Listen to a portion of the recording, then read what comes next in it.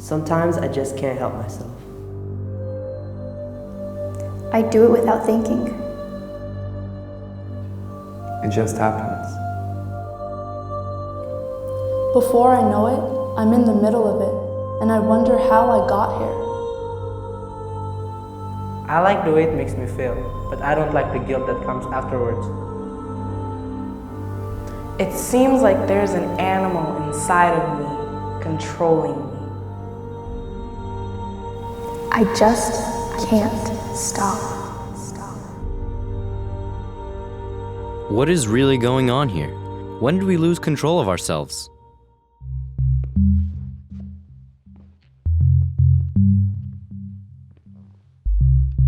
It all started when I was young. Mom said not to eat the cookies unless it was mealtime, but I was hungry, and I kept smelling them, and they were calling to me.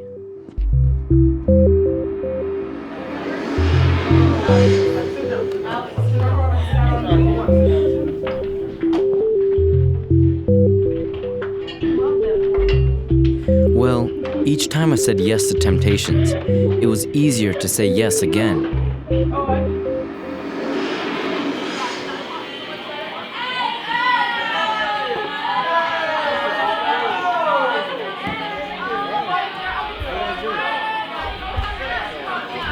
I found that whatever my heart wanted, it was just easier to say yes than to fight and say no.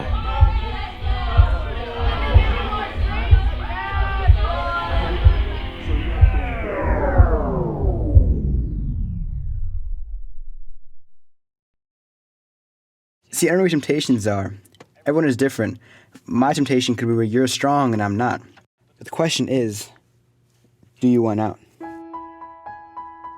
For we do not have a high priest who is unable to sympathize with our weaknesses, but one who in every respect has been tempted as we are, yet without sin. Who's this talking about? It's the one who made your brain. That's where the temptations are really happening. When Jesus was here on earth, he became a human. All humans have been tempted, right? But every time he was tempted, he said no. Now he's our high priest in heaven. He can sympathize with their weakness. With every temptation, he feels the strength.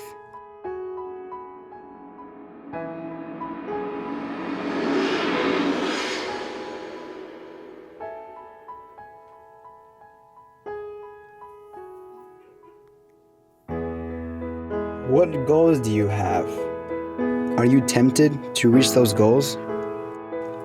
No, because it's the most natural thing in the world to do what you want to do. That is the power of temptation. Do I do what I want to do? Or do I do what I know I should do?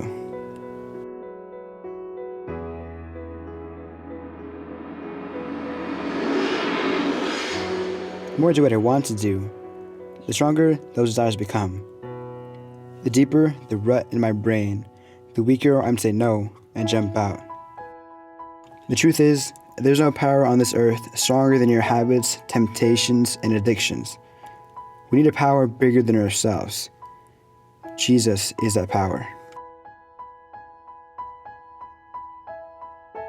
Submit yourselves, therefore, to God. Resist the devil, and he will flee from you.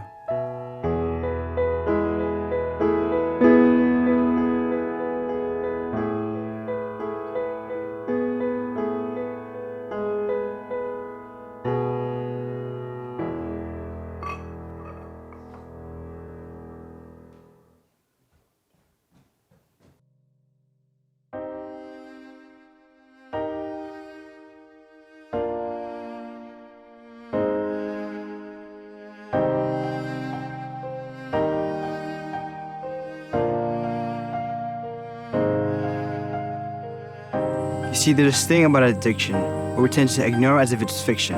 See, the reason we do it is the fact of being addicted or tempted is something we don't want to comprehend. Because it takes our life for a bend. And when things break, we know it's hard to mend, especially our family. But we tend to think of only our personality. See, I know it's hard, but it's time to put away the cup, put down the drugs, because it's not proper English if you talk with shrugs. And you live off I don't know and I don't care, but then you feel guilty and people stare. You see, this is a time we need to change. Because once you do, you reach in your pocket for some extra change.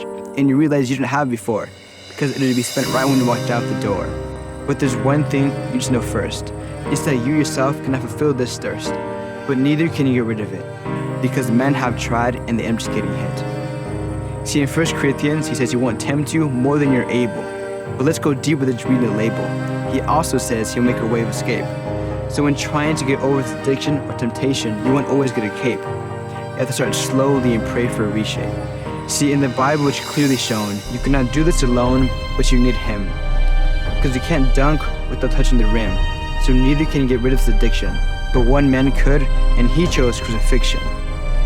So when trying to get over this addiction, go to him when you're ready. Because he's reaching out his arms saying, come, I'll make your life steady.